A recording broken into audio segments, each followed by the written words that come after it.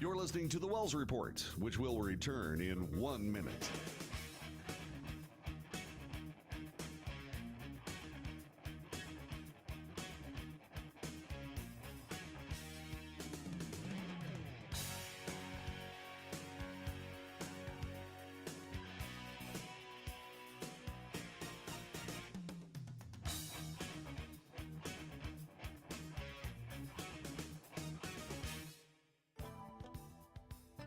The Wells Report returns in 30 seconds.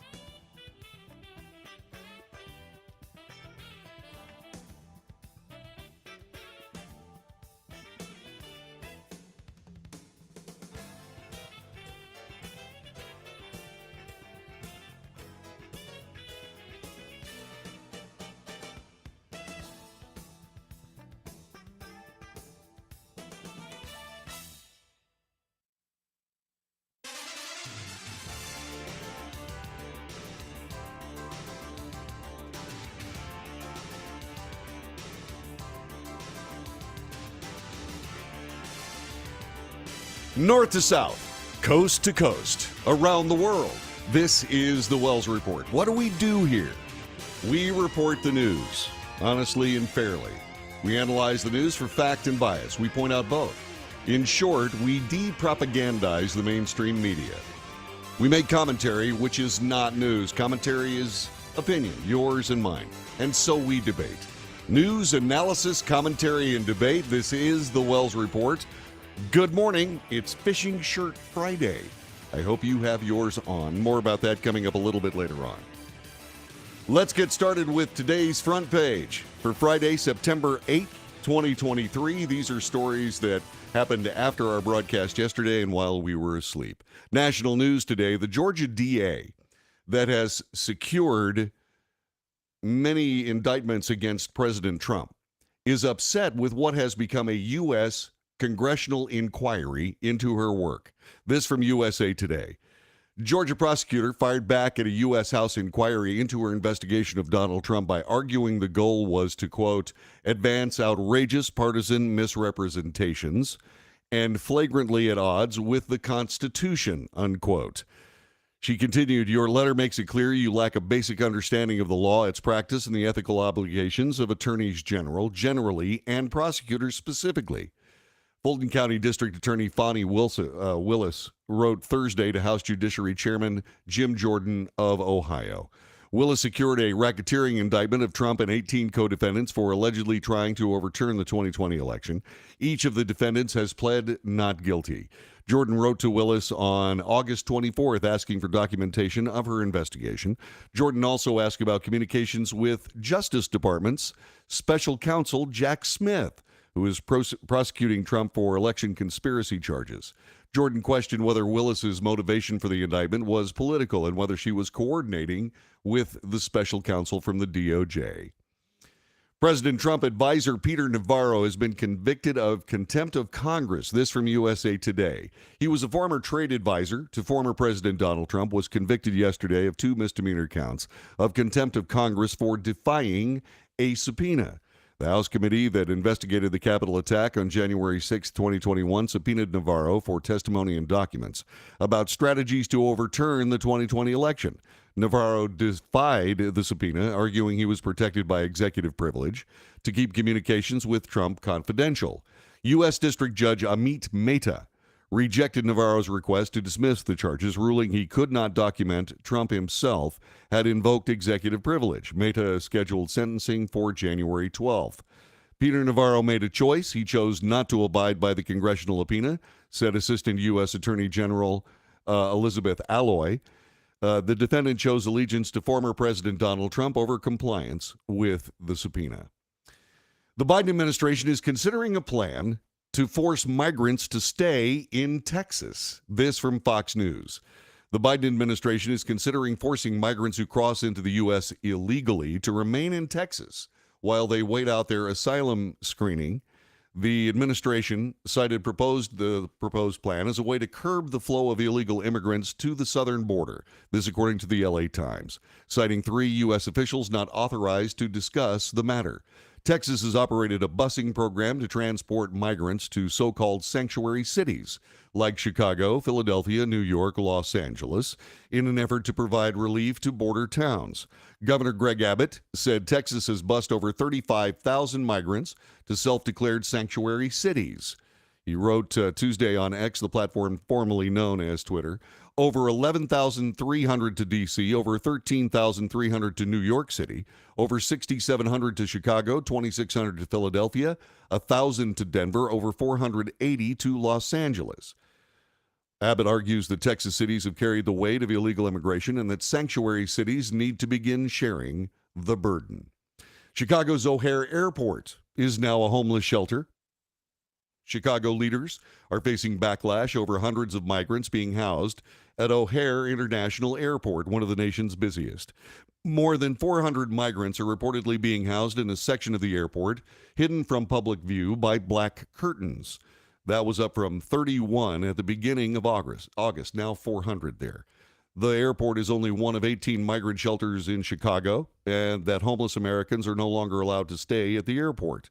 The city previously struggled with an influx of homeless people at the airport, but initiated a crackdown earlier this year after then-Mayor Lori Lightfoot faced criticism. Mayor Johnson, the new mayor, campaigned as the people's mayor. Sadly, the people are telling reporters like Chicago News reporter William Kelly that he has become the migrants' mayor. Justice News this morning. A state court has ruled that Arizona Secretary of State used illegal signature verification methods in the states prior to elections. The Superior Court for the County of Yavapai ruled that the secretary, in permitting signature verification with documents that have no relation to the act of registering, contradict the plain language of law. In the decision, Judge John Napper wrote that the Arizona election statute is clear and unambiguous, and added the legislature intended for the recorder to attempt to match the signature on the outside of the envelope to the signature on the documents the putative voter used to register. By not specifically matching ballot signatures with voter registration documents, the Arizona Secretary of State violated the law of Arizona. A New York judge has ruled in favor of teachers fired for refusing a shot. This from Fox News. A New York judge said on Wednesday that 10 employees fired by the New York City Department of Education for refusing their COVID-19 vaccine must be reinstated with back pay. In a major victory for vaccine mandate opponents, State Supreme Court Judge Ralph D.J. Porzio held the city's denials of religious accommodation to certain employees were unlawful, arbitrary, and capricious. The court sees no rational basis for not allowing unvaccinated classroom teachers in amongst an admitted population of primarily unvaccinated students, said Porzio, writing in a 22-page opinion. As such, the decision to summarily deny the classroom teachers amongst the panel petitioners based on undue hardship without any further evidence of individualized analysis. This decision is arbitrary, capricious, and unreasonable. Out of news of karma, a Democrat Party leader, a defunding police advocate, was carjacked and beaten. This from Fox News. A Democrat Party leader thanked the Minneapolis police and pushed to prosecute youths running wild after she was carjacked on Tuesday, despite previous support for dismantling the entire Minneapolis Police Department. Shivanthi Shathanandon, the second vice chairwoman for the Minnesota Democratic Farmer Labor Party, posted on Facebook that she was violently carjacked by 4 very young men, all carrying guns. She said they assaulted her in front of her children outside her home in broad daylight. She also included a photo of her head injuries and reported having a broken leg, deep lacerations on my head, bruising and cuts around her body, as well as feeling rage against the lack of accountability against criminals. These men knew exactly what they were doing. I have no doubt they have done this before, yet they're still on our streets, killing mothers, giving babies psychological trauma that a lifetime of therapy cannot erase, with no hesitation and no remorse, she said. She continued, "We need to catch these young people who are running wild, creating chaos across our city, hold them in custody, and prosecute them. Period." Weapons news this morning. Liberty Gun Safe Company is in trouble. This from Fox Business News. Popular gun safe company Liberty Safe is facing intense backlash after providing the Federal Bureau of Investigation with a master password to a customer's safe at the law enforcement agency's request, and conservative influencers are now calling for a boycott of the entire brand. Outrage against the Utah-based safe manufacturer began on Monday after conservative commentators Keith and Kevin Hodge, known as the Hodge twins, posted the revelation on X. Last week, a friend of ours was raided by the feds over January 6th. His name is Nathan Hughes. He's from Fayetteville, Arkansas, the Post read, which notes in the report that the feds called the manufacturer of his Liberty gun safe, got the passcode to get into it too, all for protesting at the Capitol over 2.5 years ago. Nathan Hughes himself confirmed the story the next day, saying in a video posted on X that Liberty Safe gave the FBI, quote, a master code to get into my gun safe. He added, pretty crazy, didn't know safe companies would do that, so I feel like a lot of our gun safes are not actually safe. Liberty Safe admitted in a statement Tuesday that it gave the FBI access codes to the safe of an individual for whom the FBI had a warrant to search the property after receiving the agency's request on August 30th. A New Jersey town has tapped artificial intelligence to detect weapons in their city limits. This from ABC News. The Ocean City School District in New Jersey, as well as the city's boardwalk, have implemented new technology developed by Zero Eyes, a company that says it uses AI paired with human experts to scan camera feeds for guns. Quote, I don't think anybody should question or be fearful of an artificial intelligence program that's going to identify an immediate imminent threat of someone being shot or killed. You can't put a price tag on saving a life, said Jay Prettyman, the police chief in Ocean City, talking to ABC News.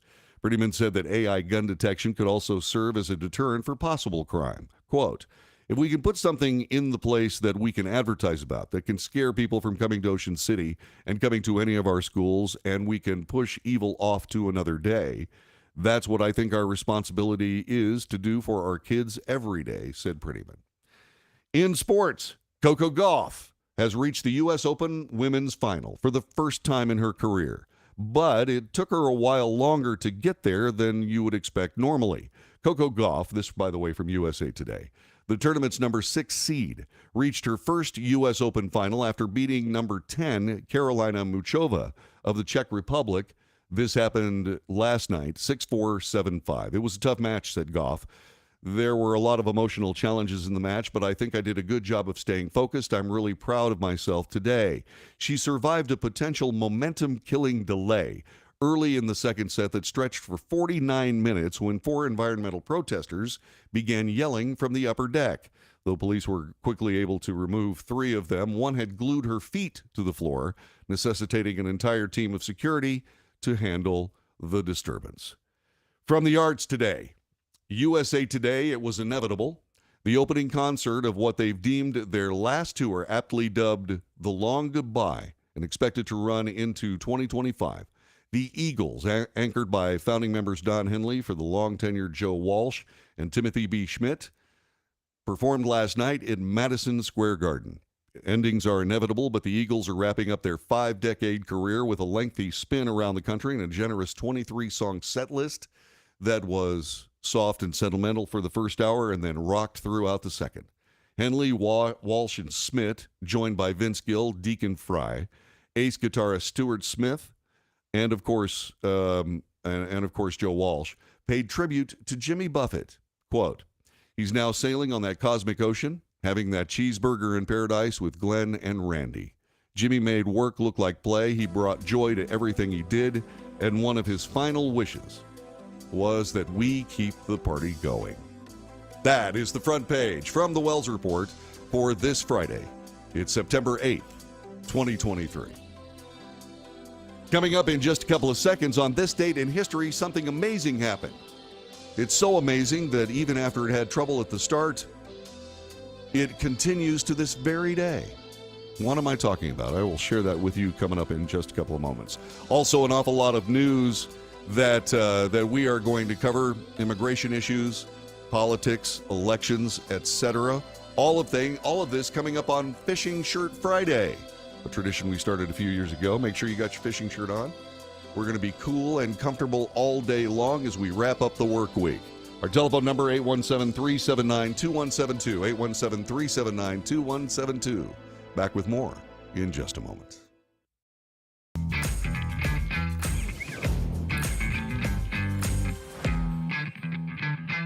Can your IRA stand up to the next financial crisis that our top economists are saying is at our doorsteps? By allocating a percentage of your IRA into physical gold and silver with a tax-free rollover, you can diversify and safeguard your holdings from turbulent markets and economic downturns by putting your IRA back on the gold standard. Find out how to safeguard your assets with a tax-free rollover with a Genesis Gold IRA, the only IRA that can hold physical precious metals. Call now for your free gold and silver report. Protect your IRA today with one simple phone call and learn how to qualify for up to $10,000 in free silver. Call Genesis Gold Group, empowering faith-driven stewardship.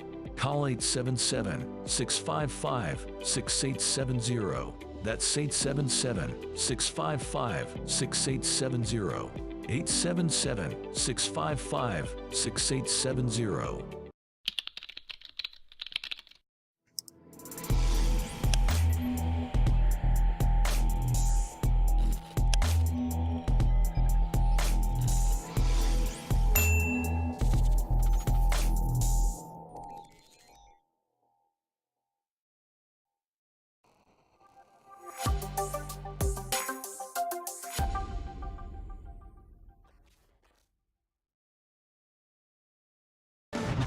Tax audits, tax liens, wage garnishments. Every day we hear stories like this about good folks who are simply struggling to pay their bills. Each of them are living a frightening IRS tax nightmare, and they are afraid it will destroy their lives. I'm a divorced single mom, and my ex-husband left me and the kids with a lot of unpaid bills, including unpaid taxes. I was really starting to show my stress on my kids because the IRS had sent me a letter demanding a huge payment from me. I couldn't afford it. So then the IRS was threatening to garnish my wages. I'm already living paycheck to paycheck. That would have put me over the edge financially. It truly seemed hopeless, but then a friend at work told her to call the tax relief line. The people at the tax relief line, they told me about something called innocent spouse relief. They worked it out so that all of the taxes from my ex are not my problem. I don't know how that works, and I don't care. All I care about is that I don't owe the IRS a dime, and they are not going to take my paycheck. Even if it seems hopeless, you should call the number on your screen right now. There is absolutely no cost for the call or the consultation. You are under no obligation. If you are worried that the IRS could garnish your wages, seize your assets, even take your home, call us right now. The Tax Relief Line is here to help you. Now, you have a knowledgeable, professional team of tax experts that are ready to negotiate with the IRS and fight for you to save you money. The Tax Relief Line's professionals have successfully negotiated thousands of cases, reducing and sometimes even eliminating the tax debt for their clients. It's very easy to get started. Simply call the number on your screen right now. You don't have to live in fear anymore. The call and the consultation are free.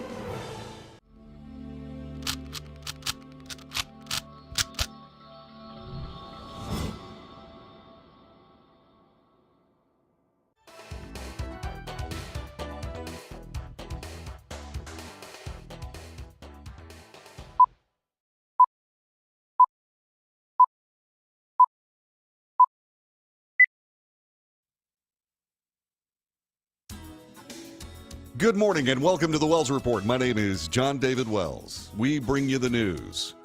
We bring it to you honestly and fairly, and that's hard to find around here.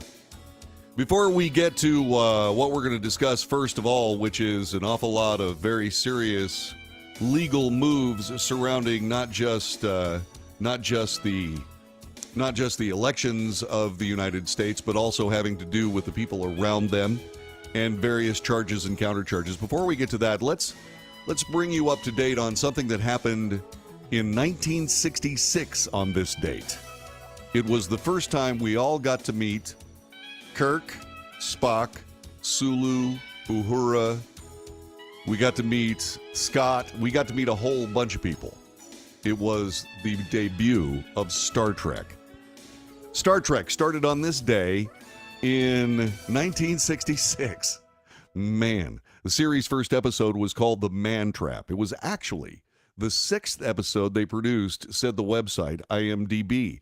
The first pilot, which was The Cage, which was amazing, was nixed by the networks because it was considered too cerebral for the NBC audience. Isn't that incredible? The Cage would not see a wide release until October 14th, 1986. Conversely, The Man Trap had a monster and more action than the other 5 episodes, said IMDb. And NBC thought it would be more appealing to audiences. Star Trek is now a cultural phenomenon. Scores of dedicated Trekkies and people who actually pursue the entire idea of Star Trek refer to themselves as Trekkers. And they differentiate themselves mostly harshly in a lot of cases. The first iteration of Star Trek, by the way, was not nearly as commercially successful. In fact, the show, referred to now as Star Trek the Original Series, was canceled after 3 seasons and 79 episodes. What's fascinating about this broadcast, what's fascinating about this show, was that this was in the mid-60s when the show appeared. And everybody was on the cast. And everybody had important roles of responsibility and leadership. As a matter of fact, Uhura was an African-American woman who was the chief communicator for the ship. That was a huge job, and that was something that was completely different than what had been seen in television up to that point.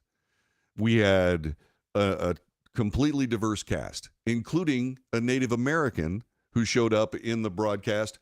And by the way, not much of a big deal was made by any of this by the people that actually produced the show. They just said the entire world would come together for something along this line, an entire voyage around the universe, and why wouldn't there be everyone? And it was significant and remains so. What's also interesting about this is that Gene Roddenberry, he was the guy that came up with the entire concept. He called himself the creator, according to Leonard Nimoy, who played Spock.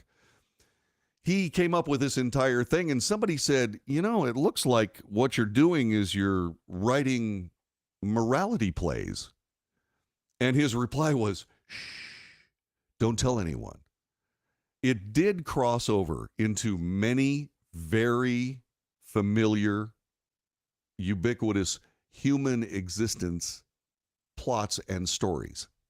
Many classic tales were told. Many things that had to do with not just a typical drama on, say, for example, a typical network, but also dealt with a lot of the things that happened in current times, referred to as history by the cast. It was a fascinating concept, and it lives on to this day. The latest iteration of the Star Trek series is Strange New Worlds, and it's very, very good. I found it to be really wonderful. And the cliffhanger for the first season, oh my. These people are storytellers, and it started with the very beginning of Star Trek on this date, September 8, 1966. The Wells Report in progress. Thanks for joining us. Coming up, Navarro's in trouble, the Georgia DA's upset, and President Trump is going to have a big date tonight. We'll explain all of it as we continue the Wells Report. Our telephone number, 817-379-2172. Give us a call. Tell us what you think. Back with more in a moment.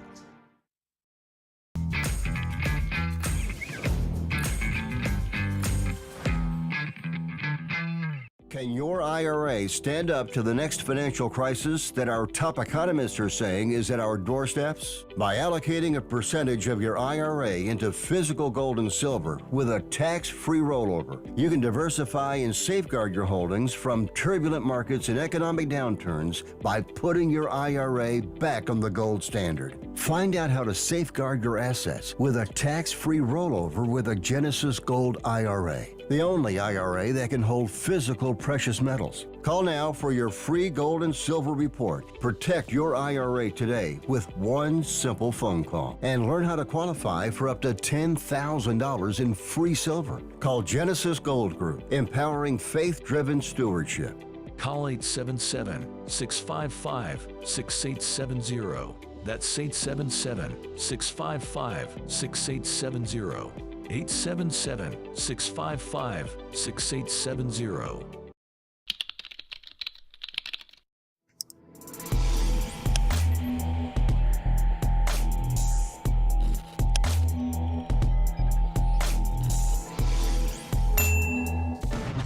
Tax audits, tax liens, wage garnishments. Every day we hear stories like this about good folks who are simply struggling to pay their bills.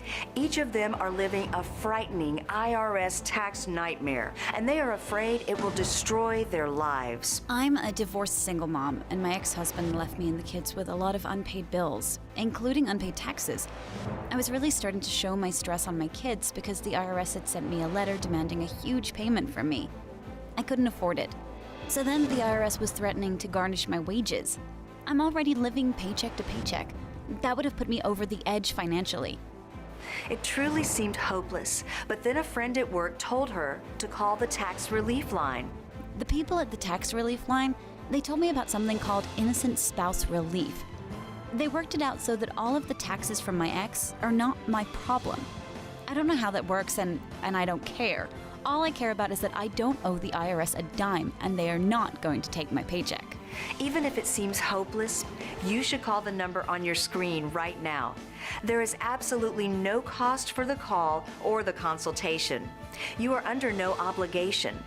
If you are worried that the IRS could garnish your wages, seize your assets, even take your home, call us right now. The Tax Relief Line is here to help you. Now you have a knowledgeable, professional team of tax experts that are ready to negotiate with the IRS and fight for you to save you money. The Tax Relief Line's professionals have successfully negotiated thousands of cases, reducing and sometimes even eliminating the tax debt for their clients. It's very easy to get started. Simply call the number on your screen right now. You don't have to live in fear anymore. The call and the consultation are free.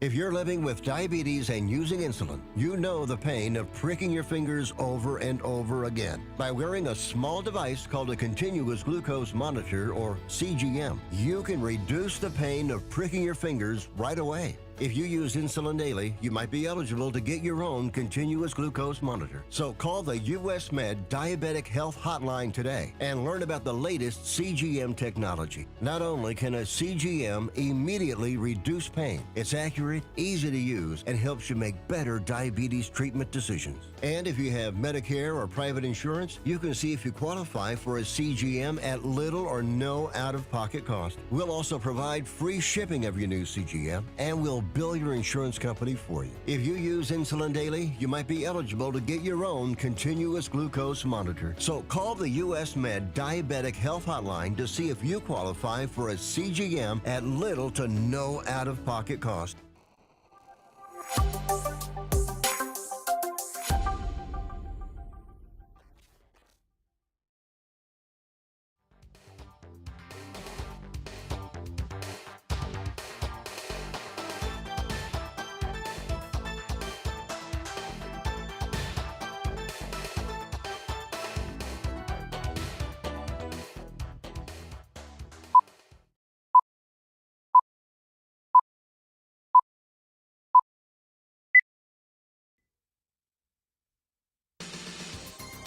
News, analysis, commentary, and debate. This is the Wells Report. Good morning.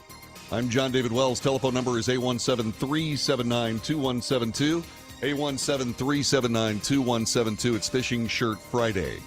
Peter Navarro, a man who was a prime player in the Trump administration, and indeed a trade advisor, to former President Donald Trump, was convicted yesterday of 2 misdemeanor counts of contempt of Congress for defying a January 6th committee subpoena. The House committee that investigated the Capitol attack subpoenaed Navarro for testimony and documents about strategies to overturn the 2020 election.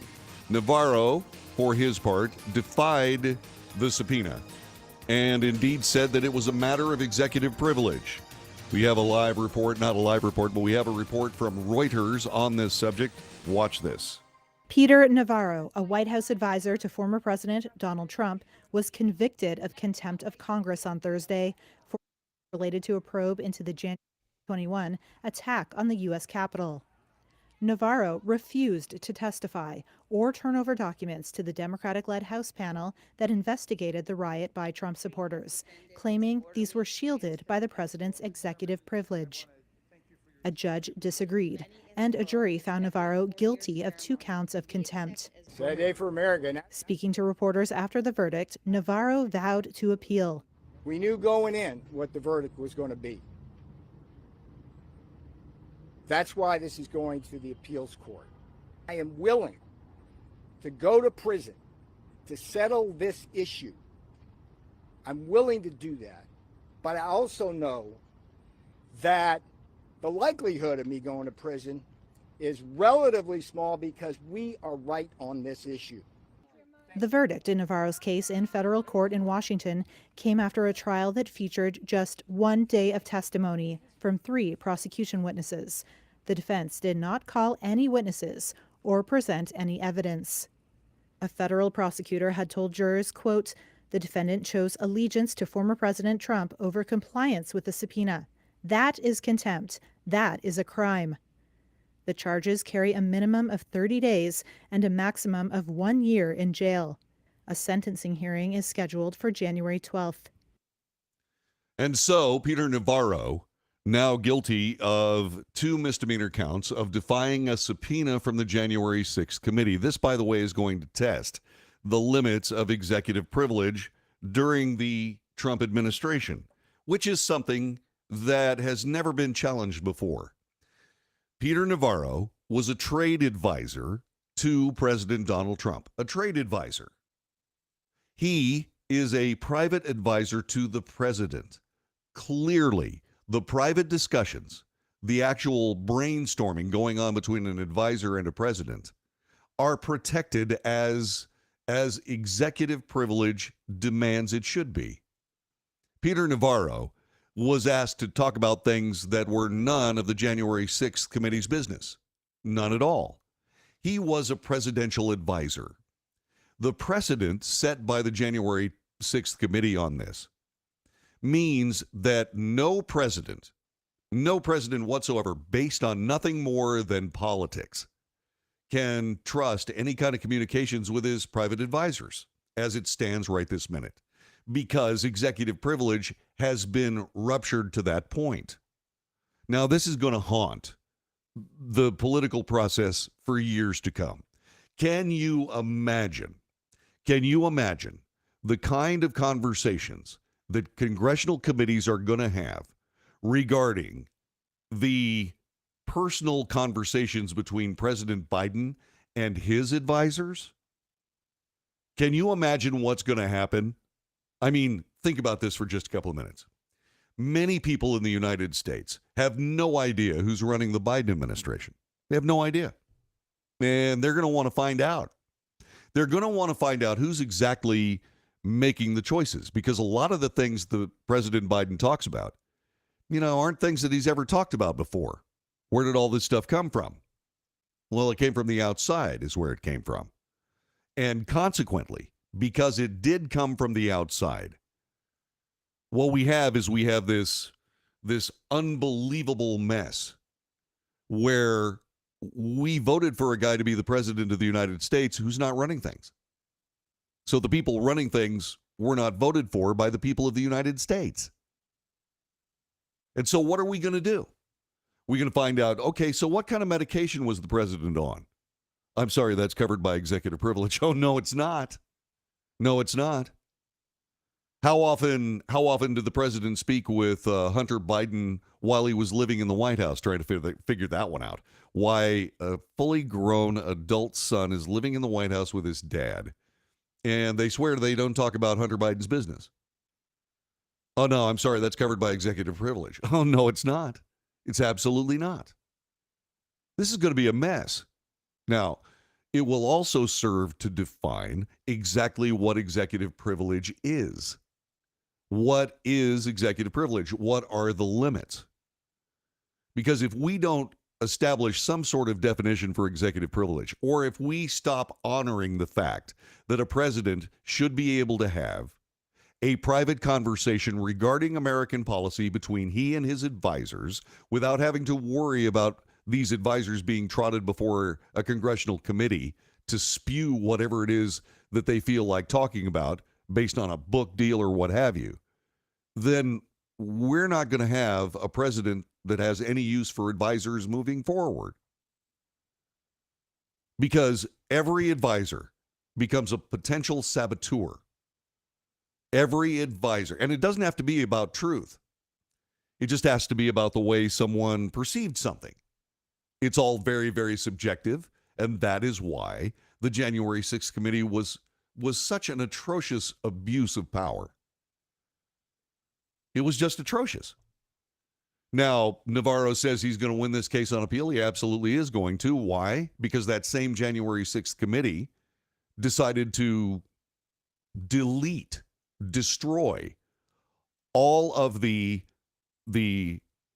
material that would have found him innocent, the exculpatory evidence that the January 6th committee gathered but never reported is all gone. Which means that the entire January 6th committee was exactly what I said it was, nothing more than a propagandist lynch mob trying to remove Donald Trump from office. That was all it was all about. That was it. Trying to disqualify him as a candidate for 2024. And this political garbage dump that has been opened by the January 6th committee and the precedent set by decisions like this in a Washington, D.C. court. These things are going to haunt American politics forever. And they probably should. But what's annoying about the whole thing is that the people of the United States are being tortured by all of this. It's not something that they should have to deal with. This is nothing more than just a bunch of political tit versus tat gamesmanship that has nothing to do with the actual business of the nation. Obviously, the president has to have advisors. They're not the Oracle of Delphi. They're regular people. They have to have advisors, people who are experts. To take that away based on the idea that someone lurking there as an advisor might end up spewing his guts in front of a congressional committee will obviate the use of advisors for the president. We don't want that. I mean, think about this for just a couple of minutes. Let's say, God forbid, Joe Biden ends up, let's say, leaving the planet. Okay? Let's say he leaves the planet. That leaves who in charge? Kamala Harris. Now, do you want Kamala Harris to not have presidential advisors if she's the president of the United States? I'll just leave it there. Okay? I just will. A Georgia prosecutor is somewhat steamed at the U.S. House inquiry into her business. Yeah, apparently the chairman of the House Judiciary Committee is looking into Fani Willis and trying to figure out just exactly what she's up to with regards to this RICO indictment against former President Donald Trump.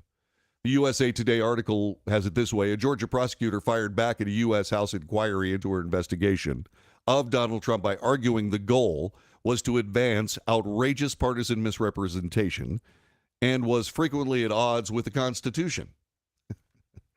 Isn't it amazing that these people arguing about the fact that the very same tactics used by people they're going after as a prosecutor, now being focused on them, suddenly are flagrantly at odds with the Constitution?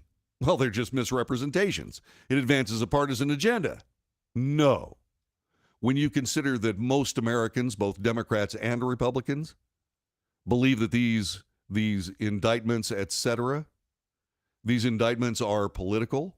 I'm sorry, you're kind of out of touch with this, Ms. Willis. Willis suggested that Jordan buy a book for $249 to remedy his, quote, total ignorance of Georgia's racketeering statute. She secured a racketeering indictment of Trump and 18 co-defendants for allegedly trying to overturn the 2020 election. Each of the defendants has pled not guilty. There are all kinds of problems with this case. I don't see it going much more than where it is right this minute, because sooner or later, it might take a federal court to do it. But sooner or later, this case is going to get tossed. Jordan, by the way, Jim Jordan is a Trump ally, as USA Today describes him. He wrote Willis on August 24th asking for documentation of her investigation. He also wanted to find out about communications with the Justice Department and Special Counsel Jack Smith. Chairman Jordan believes there may have been some, shall we say, cross-pollination of these particular cases. In other words, the state case using information and supposed evidence from the federal case and vice versa. So Jim Jordan, chairman of the House Judiciary Committee, wants to find out whether this prosecutor is coordinating with the special counsel for the DOJ. For her part, Willis replied that Jordan had no business interfering in the case, either as a federal intrusion or legislative meddling in an executive prosecution. She said his letter contained inaccurate information and misleading statements. Its obvious purpose is to obstruct a Georgia criminal proceeding and to advance an outrageous partisan misrepresentation. Sorry, those same things could be said even about you and what you're doing, Ms. Prosecutor. Good luck on proving the case. I mean, I say that. I think the whole thing is absolutely appalling that we're going after a former president of the United States in state court over something that looks like a completely political fabrication. Should have all Americans, regardless of party, hanging their heads. It's just awful.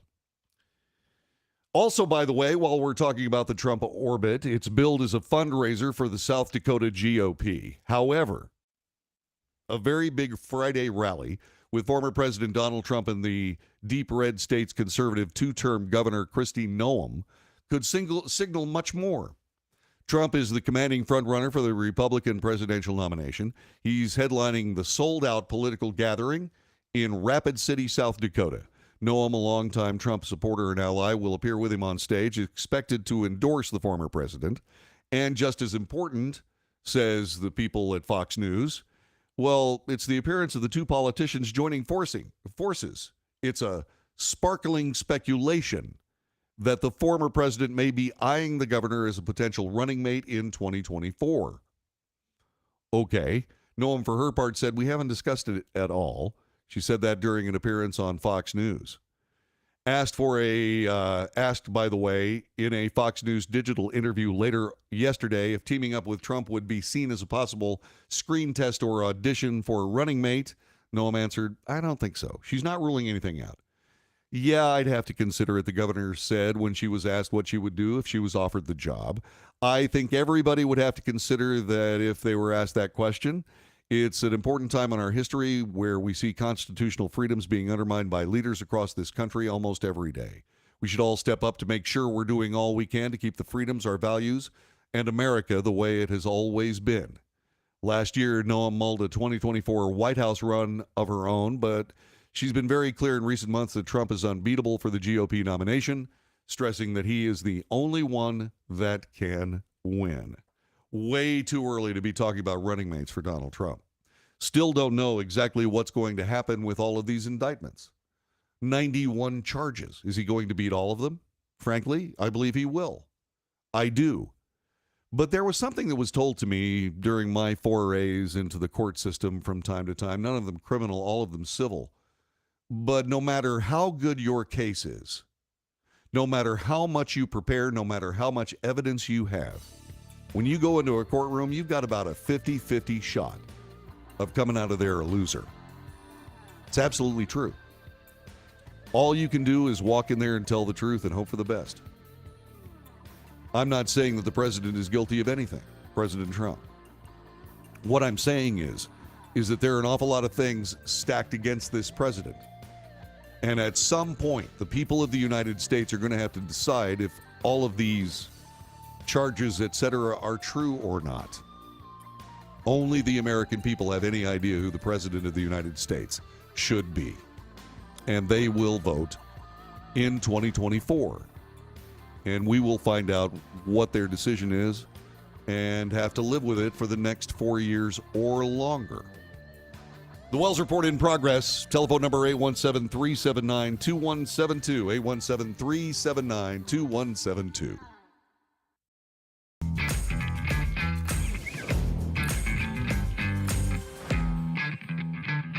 If you're living with diabetes and using insulin, you know the pain of pricking your fingers over and over again. By wearing a small device called a continuous glucose monitor, or CGM, you can reduce the pain of pricking your fingers right away. If you use insulin daily, you might be eligible to get your own continuous glucose monitor. So call the US Med Diabetic Health Hotline today and learn about the latest CGM technology. Not only can a CGM immediately reduce pain, it's accurate, easy to use, and helps you make better diabetes treatment decisions. And if you have Medicare or private insurance, you can see if you qualify for a CGM at little or no out-of-pocket cost. We'll also provide free shipping of your new CGM, and we'll bill your insurance company for you. If you use insulin daily, you might be eligible to get your own continuous glucose monitor. So call the US Med Diabetic Health Hotline to see if you qualify for a CGM at little to no out-of-pocket cost.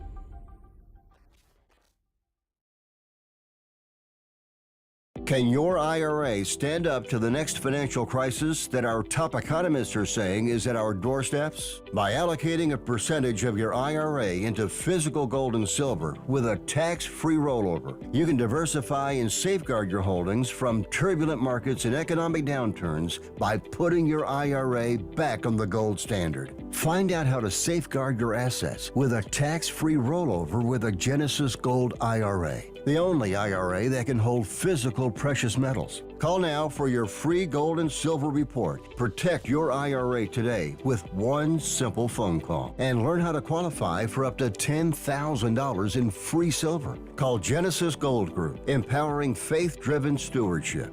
Call 877-655-6870. That's 877-655-6870. 877-655-6870.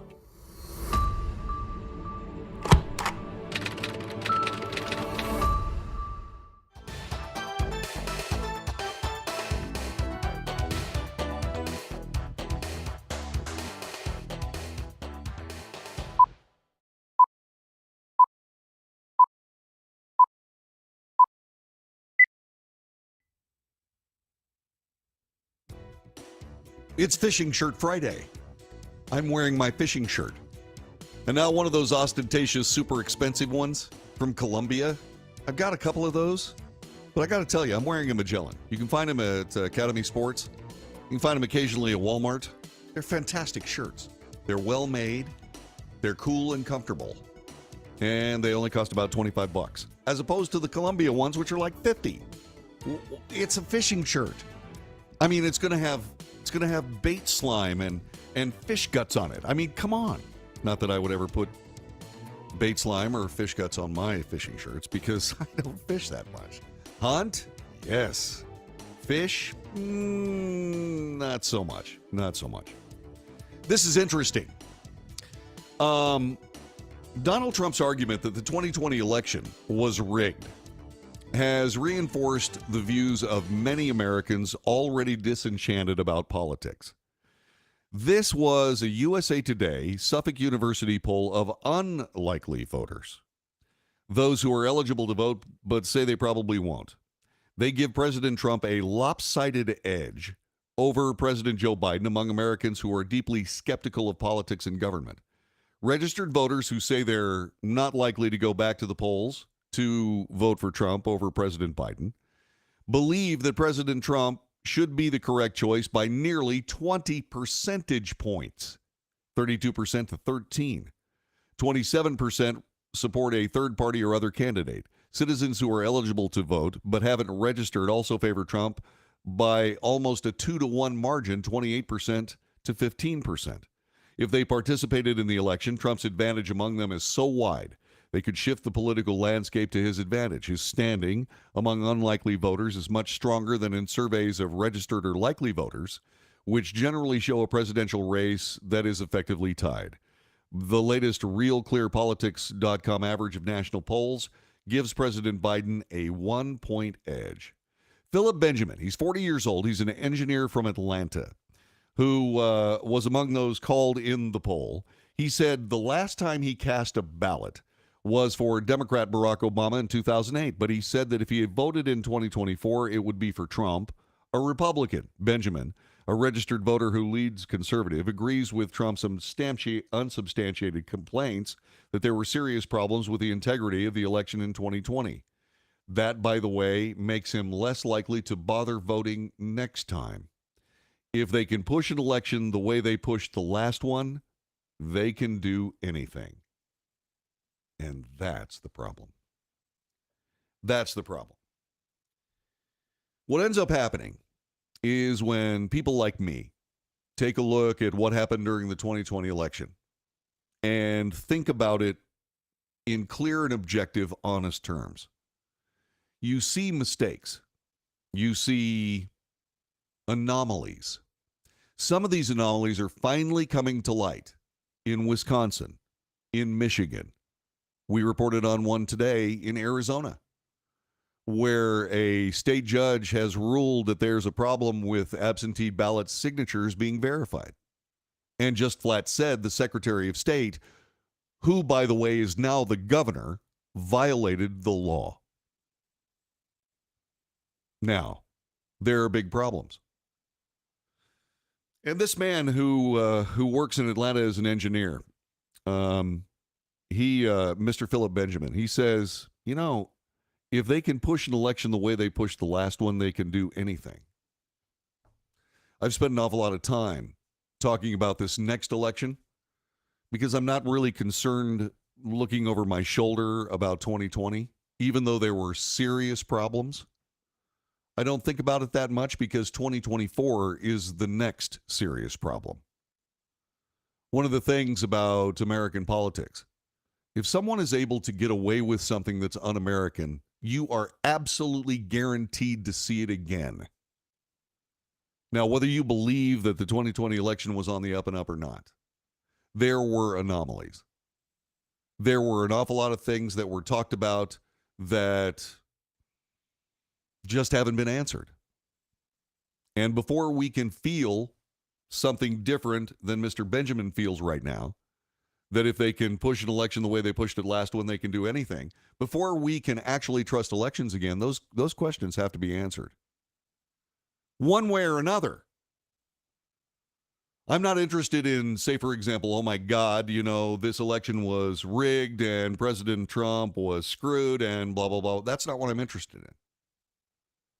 What I'm interested in is whether or not the next election is going to be something trustworthy and elections moving forward. Donald Trump posed such a threat to the body politic that they did anything they could to keep him from winning a second term. And they're doing it again. None of the things we've seen have ever been repeated in American politics. Nothing we are seeing that's been arrayed against President Trump has been seen ever in our history. And there's a reason for that. The reason is that no one has ever had the support of the people and the ability to turn away from the political monopoly that has been running this country, open parentheses, into the ground, close parentheses, for decades. Nobody has the personal political power to be able to turn this government away from politics as usual, like President Donald Trump has. And these people are protecting their rice bowl to the expense of the Constitution, the Bill of Rights, and the nation itself. Now, whether you like President Trump or don't, whether you think he's a criminal or not, you have to look at those facts, which are plain, and you have to say, okay, what's the future of this nation? Back with more in just a moment.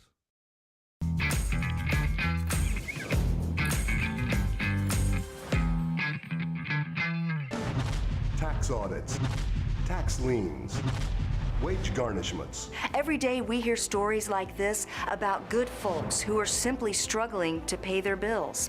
Each of them are living a frightening IRS tax nightmare, and they are afraid it will destroy their lives. I'm a divorced single mom, and my ex-husband left me and the kids with a lot of unpaid bills, including unpaid taxes.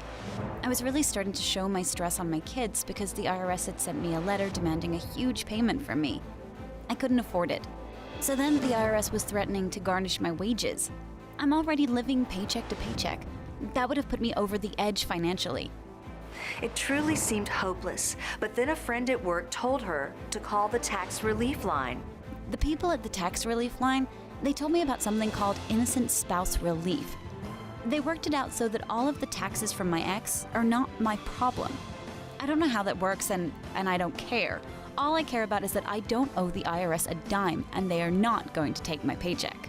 Even if it seems hopeless, you should call the number on your screen right now. There is absolutely no cost for the call or the consultation. You are under no obligation. If you are worried that the IRS could garnish your wages, seize your assets, even take your home, call us right now. The Tax Relief Line is here to help you. Now, you have a knowledgeable, professional team of tax experts that are ready to negotiate with the IRS and fight for you to save you money. The Tax Relief Line's professionals have successfully negotiated thousands of cases, reducing and sometimes even eliminating the tax debt for their clients. It's very easy to get started. Simply call the number on your screen right now. You don't have to live in fear anymore. The call and the consultation are free.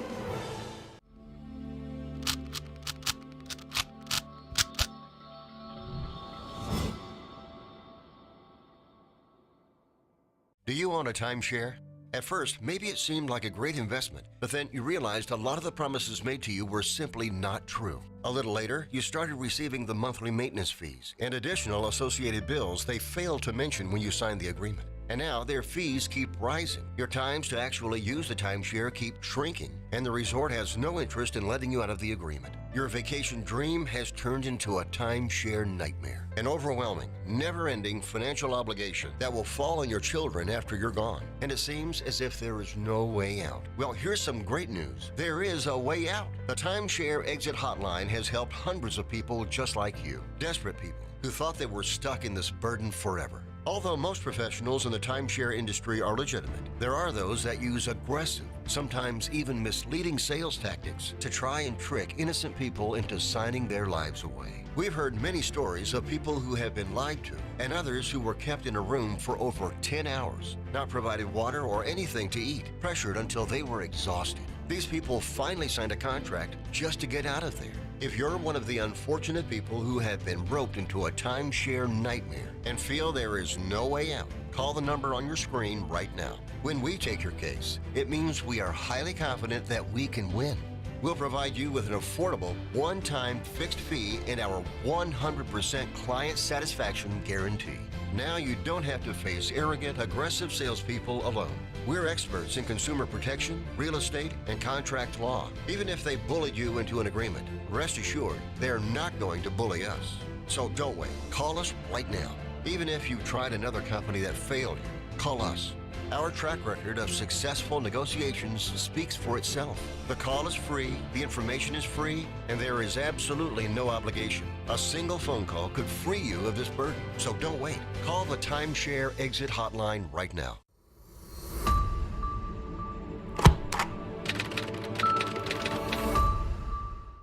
If you're living with diabetes and using insulin, you know the pain of pricking your fingers over and over again. By wearing a small device called a continuous glucose monitor, or CGM, you can reduce the pain of pricking your fingers right away. If you use insulin daily, you might be eligible to get your own continuous glucose monitor. So call the US Med Diabetic Health Hotline today and learn about the latest CGM technology. Not only can a CGM immediately reduce pain, it's accurate, easy to use, and helps you make better diabetes treatment decisions. And if you have Medicare or private insurance, you can see if you qualify for a CGM at little or no out-of-pocket cost. We'll also provide free shipping of your new CGM, and we'll bill your insurance company for you. If you use insulin daily, you might be eligible to get your own continuous glucose monitor. So call the US Med Diabetic Health Hotline to see if you qualify for a CGM at little to no out-of-pocket cost.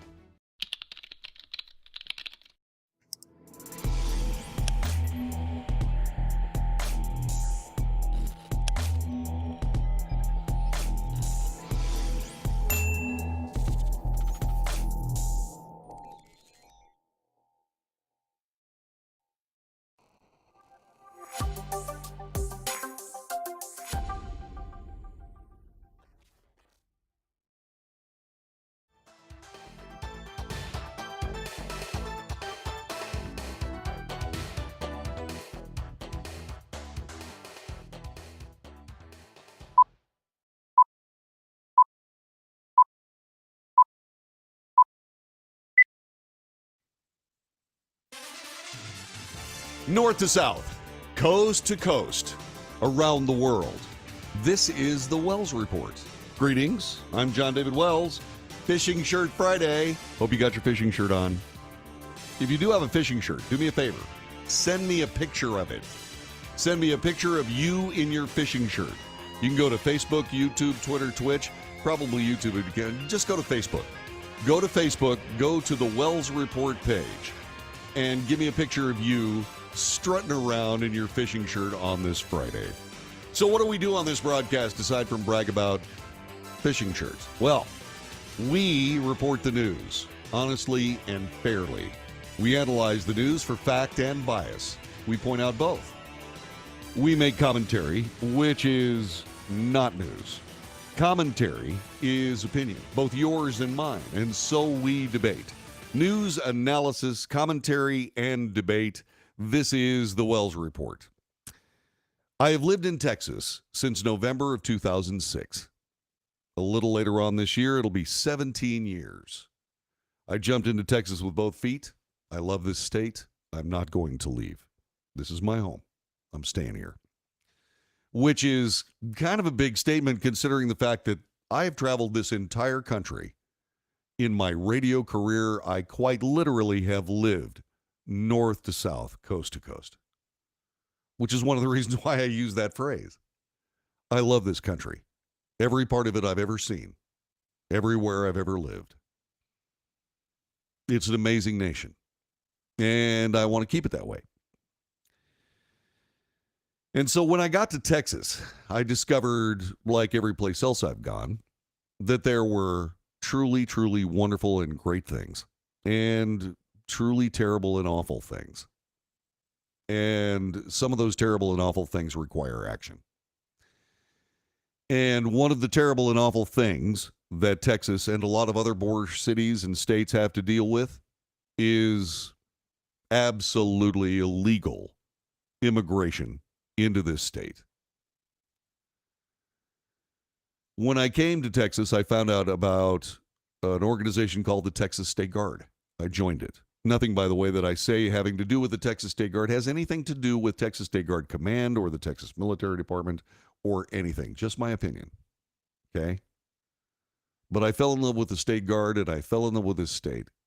So much so that I quite literally took time off from my radio career to go down to the border to serve not just my fellow citizens of Texas, not just the law of Texas that makes it illegal for people to come here without permission, but also I went down there to work for those people as well.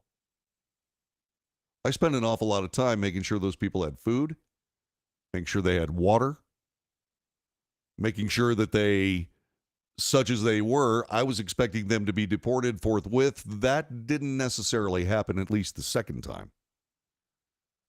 But we would make sure that they were okay, and we'd send them to a FEMA camp that was up the road. And what they did at the FEMA camps, we didn't know. We knew they were being treated well. We knew they got medical care, etc.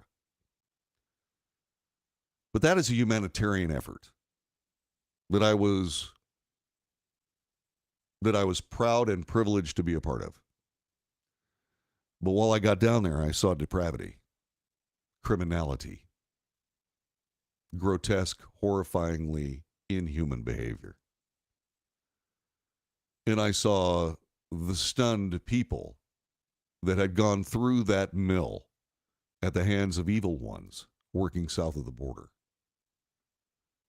The vacant look of shock in their eyes,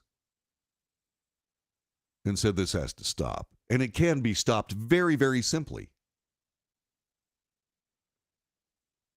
And it was hard not to think about the actual reasons why these people were coming, and it has to do with sanctuary cities.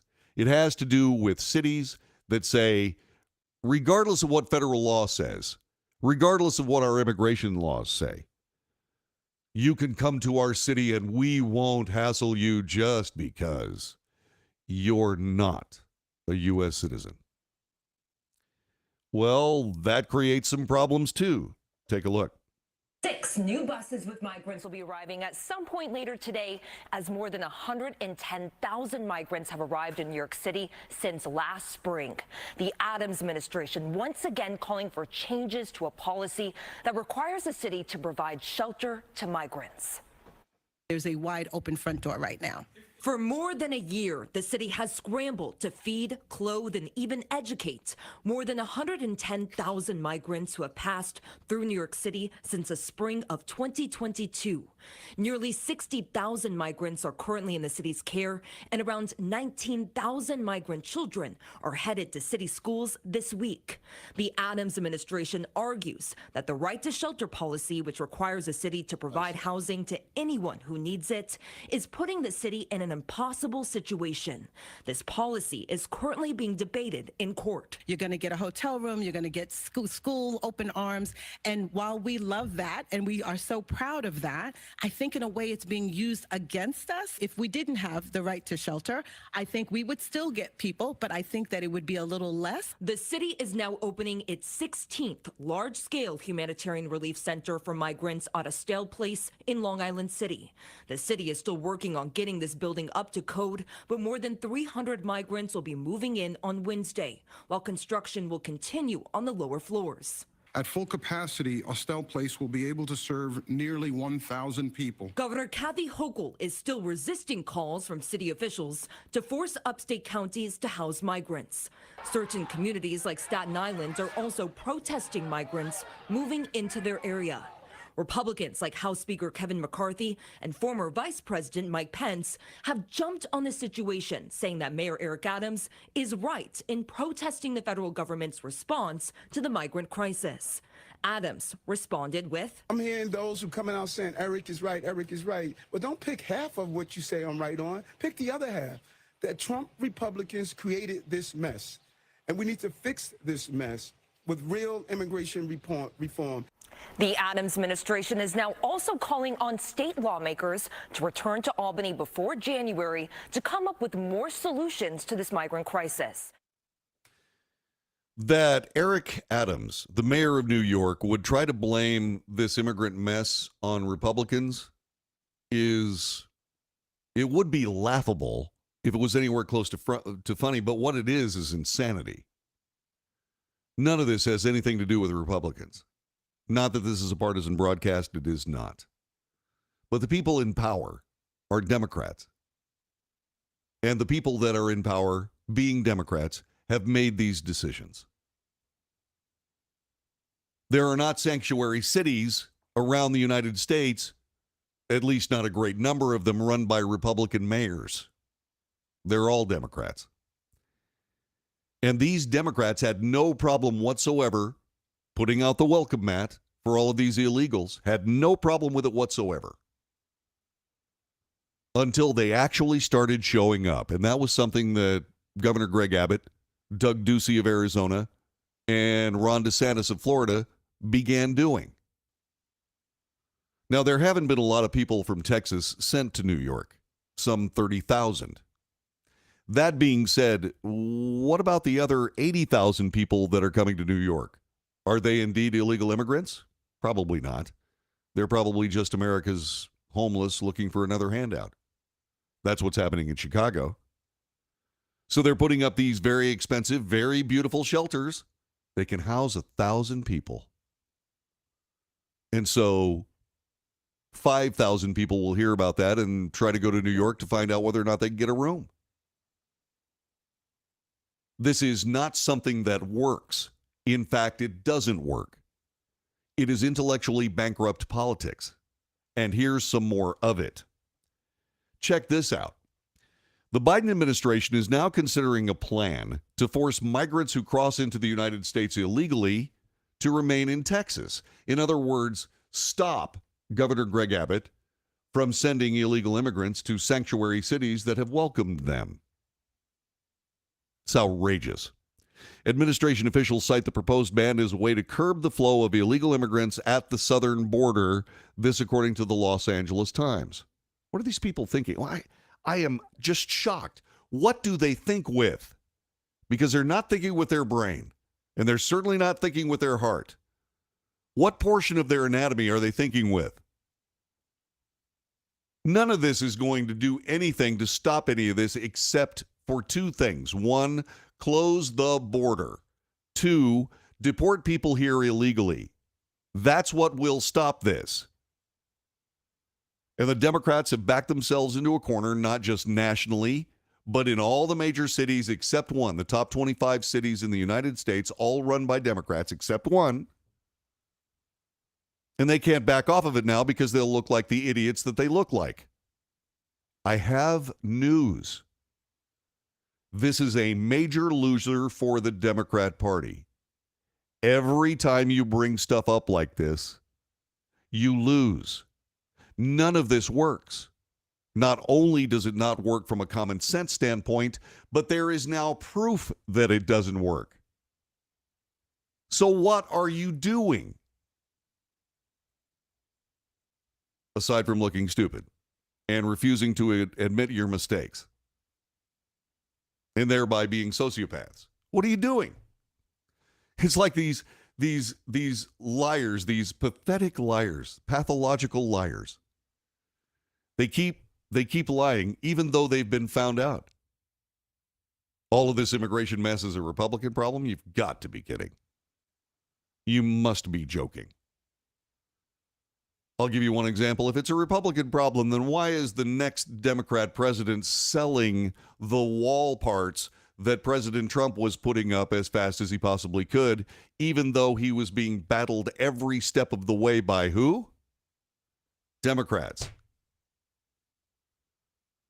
That solves it. You got to stop. You have to stop saying things. And this idea that the Democrat president is somehow going to stop the exportation of illegal immigrants from a place where they're not welcome. It's not that they're bad people. That's not the problem here. But we didn't invite them. Chicago, Los Angeles, New York, all the major cities, Philadelphia, they invited them. All we're doing is making good on their invitation. And they can't stand it. 110,000 people. 110,000 people. Texas sees that every 6 months or so. Every 6 months, we see it. And oh, by the way, like I said, Texas is responsible for about 30,300 people in New York. Where are these other people coming from? Well, the federal government is sending them. That's another problem. The federal government very incensed, and now the Biden administration saying, no, you've got to stop sending people to sanctuary cities where they're welcomed and invited. You got to stop doing that because Well, because it makes us look bad. The very idea that you would stop Texas from doing that makes you look worse. You know, I say on a regular basis this is a nonpartisan broadcast because it is. But when the facts are so decidedly against the mental process, the actual politics of a particular given party, how can you do anything except choose between telling the truth and looking partisan or going along with it and perpetuating the lie? I'm John David Wells. Our telephone number, by the way, if you have an answer, call me, 817-379-2172. I sure would like to hear from you. The Wells Report in progress. Back with more for Friday in a moment.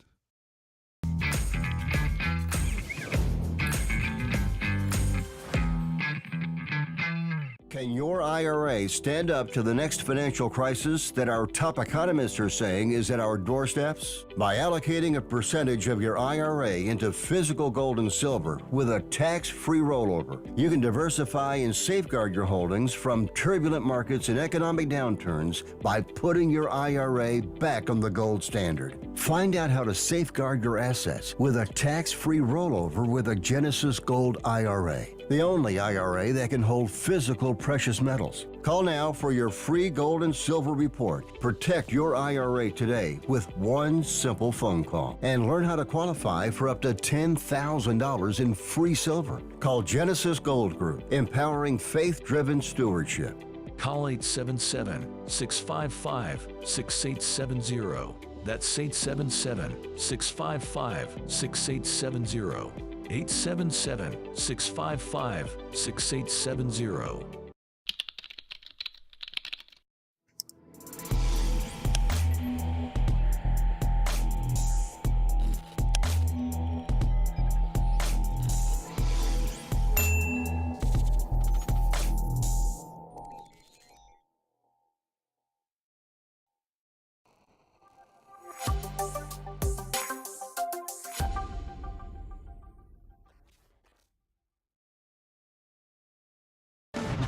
Tax audits, tax liens, wage garnishments. Every day we hear stories like this about good folks who are simply struggling to pay their bills.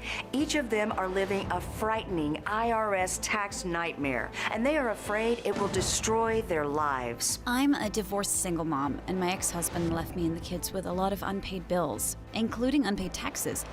I was really starting to show my stress on my kids because the IRS had sent me a letter demanding a huge payment from me. I couldn't afford it. So then the IRS was threatening to garnish my wages. I'm already living paycheck to paycheck. That would have put me over the edge financially. It truly seemed hopeless, but then a friend at work told her to call the tax relief line. The people at the tax relief line, they told me about something called innocent spouse relief. They worked it out so that all of the taxes from my ex are not my problem. I don't know how that works, and I don't care. All I care about is that I don't owe the IRS a dime, and they are not going to take my paycheck. Even if it seems hopeless, you should call the number on your screen right now. There is absolutely no cost for the call or the consultation. You are under no obligation. If you are worried that the IRS could garnish your wages, seize your assets, even take your home, call us right now. The Tax Relief Line is here to help you.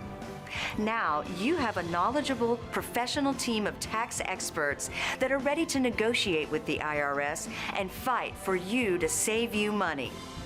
The Tax Relief Line's professionals have successfully negotiated thousands of cases, reducing and sometimes even eliminating the tax debt for their clients. It's very easy to get started. Simply call the number on your screen right now. You don't have to live in fear anymore. The call and the consultation are free.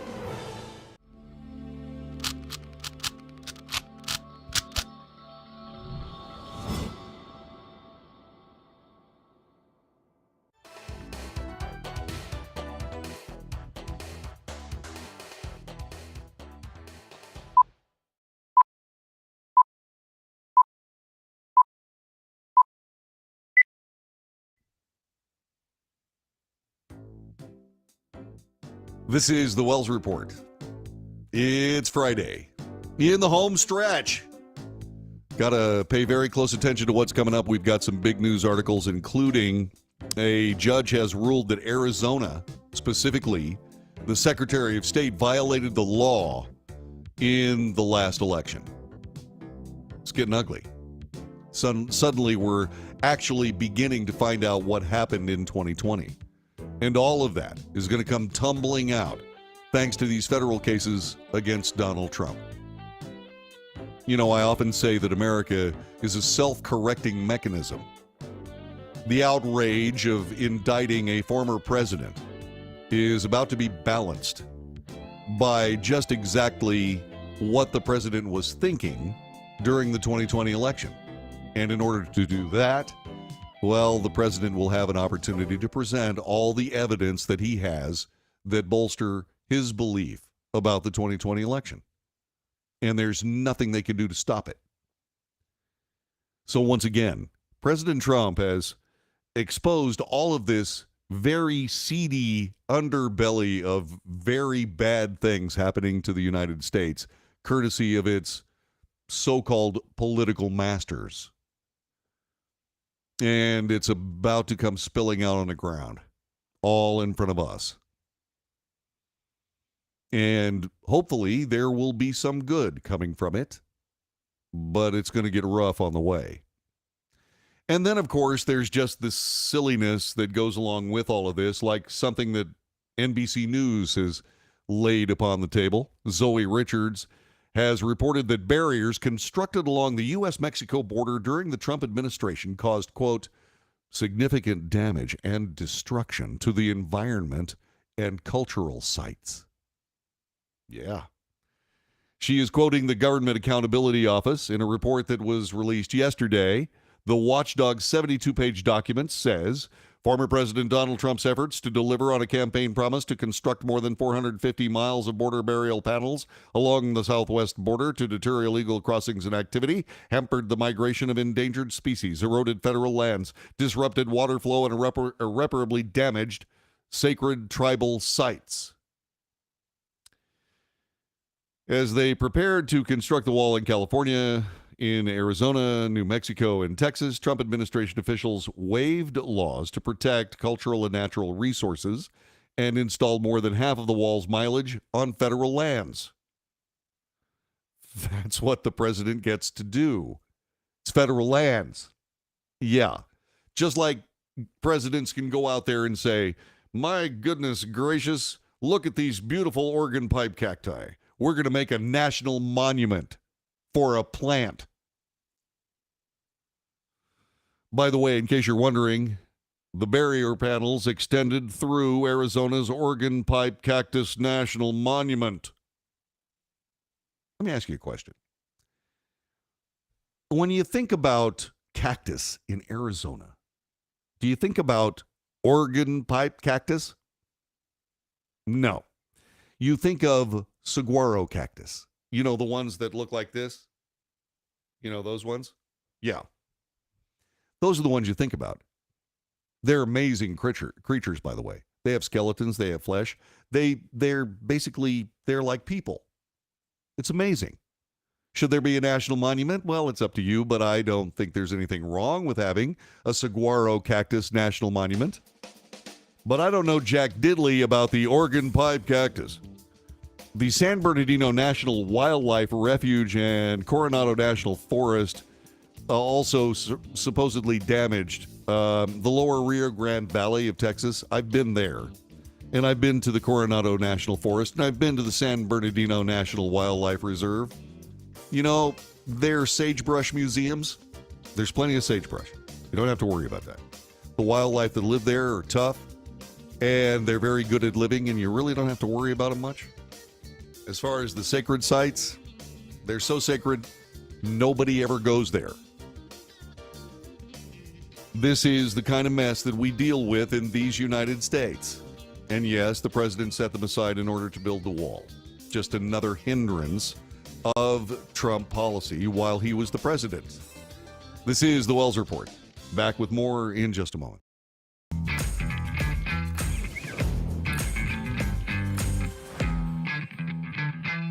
Can your IRA stand up to the next financial crisis that our top economists are saying is at our doorsteps? By allocating a percentage of your IRA into physical gold and silver with a tax-free rollover, you can diversify and safeguard your holdings from turbulent markets and economic downturns by putting your IRA back on the gold standard. Find out how to safeguard your assets with a tax-free rollover with a Genesis Gold IRA, the only IRA that can hold physical precious metals. Call now for your free gold and silver report. Protect your IRA today with one simple phone call and learn how to qualify for up to $10,000 in free silver. Call Genesis Gold Group, empowering faith-driven stewardship. Call 877-655-6870. That's 877-655-6870. 877-655-6870.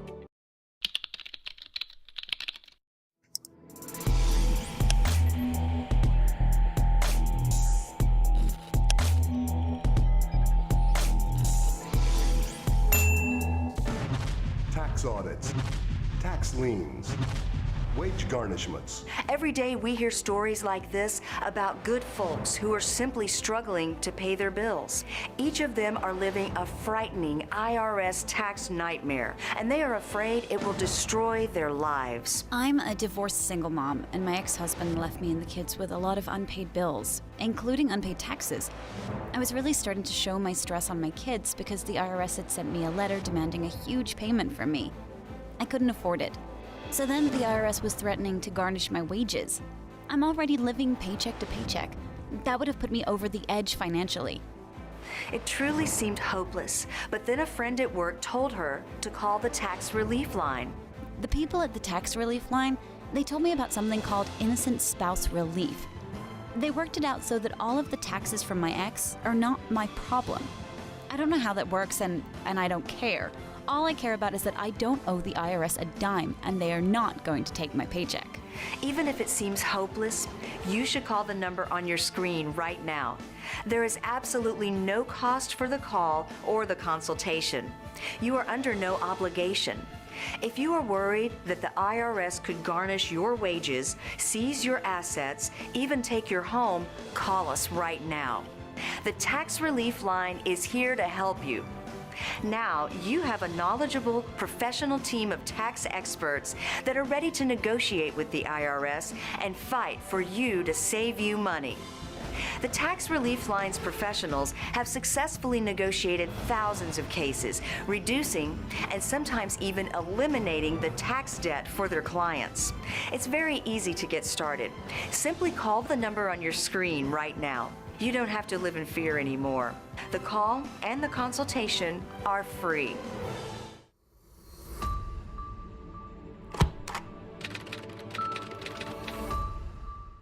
If you're living with diabetes and using insulin, you know the pain of pricking your fingers over and over again. By wearing a small device called a continuous glucose monitor, or CGM, you can reduce the pain of pricking your fingers right away. If you use insulin daily, you might be eligible to get your own continuous glucose monitor. So call the US Med Diabetic Health Hotline today and learn about the latest CGM technology. Not only can a CGM immediately reduce pain, it's accurate, easy to use, and helps you make better diabetes treatment decisions. And if you have Medicare or private insurance, you can see if you qualify for a CGM at little or no out-of-pocket cost. We'll also provide free shipping of your new CGM, and we'll bill your insurance company for you. If you use insulin daily, you might be eligible to get your own continuous glucose monitor. So call the US Med Diabetic Health Hotline to see if you qualify for a CGM at little to no out-of-pocket cost.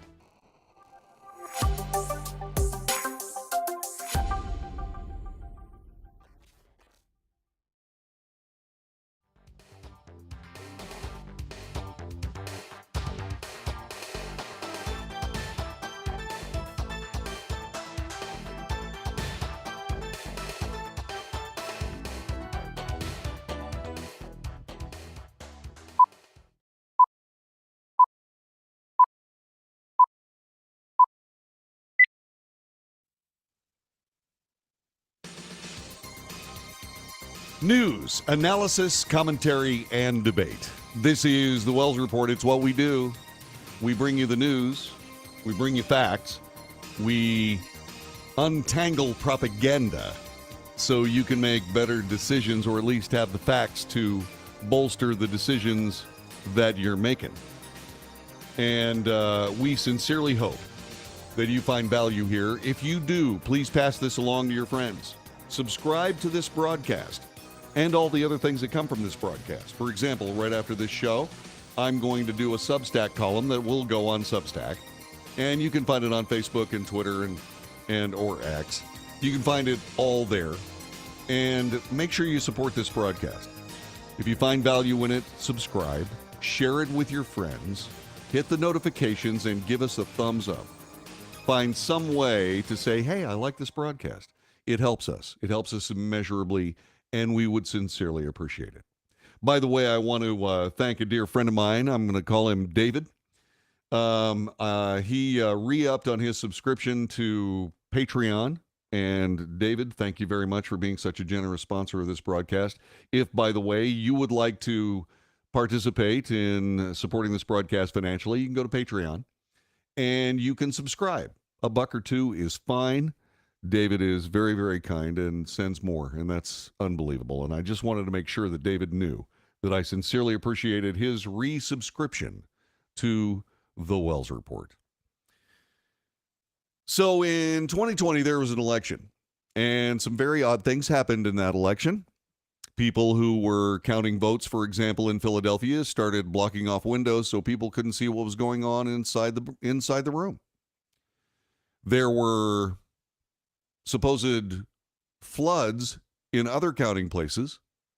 People didn't actually leave. They kept counting, but everybody that was supposed to watch the counting, they had to leave because of the flooding.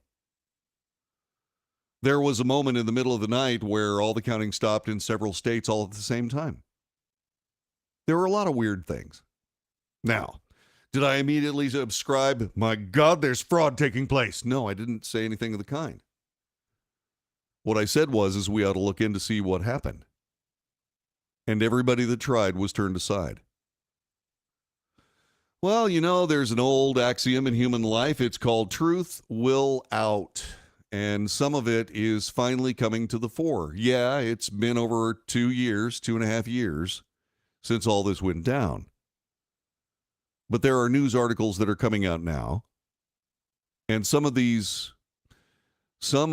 particular judicial decisions, after finally getting into a courtroom, are starting to bear fruit for those people who believe that there were big problems with the 2020 election. Let me give you another example.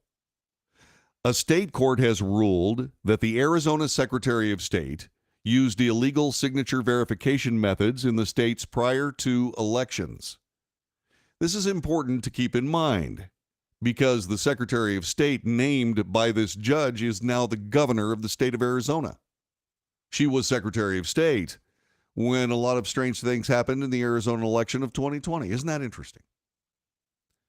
The Superior Court for the county of Yavapai ruled that the secretary, in permitting signature verification with documents that have no relation to the act of registering, quote, contradicted the plain language of the Arizona verification law, unquote. In the decision, Judge John Napper wrote, the Arizona election statute is clear and unambiguous. Then added, the legislature intended for the recorder to attempt to match the signature on the outside of the envelope to the signature on the documents the putative voter used to register. By not specifically matching ballot signatures with voter registration documents, the Arizona Secretary of State acted in violation of the law. Restoring Integrity and Trust in Elections, it's called RIGHT, a legal organization founded to defend state election laws, filed a lawsuit in March against Arizona's Secretary of State's office, alleging its authority to ignore the state's signature verification statute as written. According to Wright, the Secretary's instruction to, quote, use a broader and less reliable universe of comparison signatures resulted in ballots being counted despite using a signature that did not match anything in the voter registration record. Counsel for all parties have been ordered by Judge Napper to appear for a status conference on September 19th. The 2022 elections in Arizona were fraught with accusations of voter fraud and mismanagement by then Secretary of State Katie Hobbs, herself a candidate for governor. Kari Lake, a Republican gubernatorial candidate, argued at the time many of the voter signatures were verified by election officials with no observers present. Lake was defeated by Hobbs by less than 20,000 votes. In the Arizona Attorney General race, Republican candidate Abraham Hamadeh was defeated by his Democrat opponent by 280 votes. So, some of these things are finally coming to light. The legal technicalities that were used to turn away many other investigations, well, you know what? Those are slowly being broken down. Because it's really, really hard, at least at this point, to change legal goalposts in the United States, even ones surrounding a political mess called the 2022 and 2020 elections. Elsewhere in judicial world, a New York judge said that 10 employees fired by the New York City Department of Education for refusing the COVID-19 vaccine must be given their jobs back and the back pay that goes with it. It was a major victory for vaccine mandate opponents.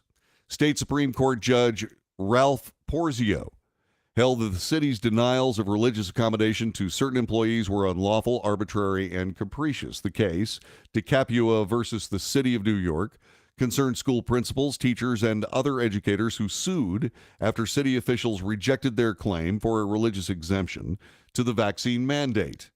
Quote, "This court sees no rational basis for not allowing unvaccinated classrooms to teach amongst an admitted population of primarily unvaccinated students." That's what Porzio wrote in his 22-page opinion. As such, the decision to summarily deny the classroom teachers among the panel petitioners based on an undue hardship without any further evidence of individualized analysis is arbitrary, capricious, and unreasonable.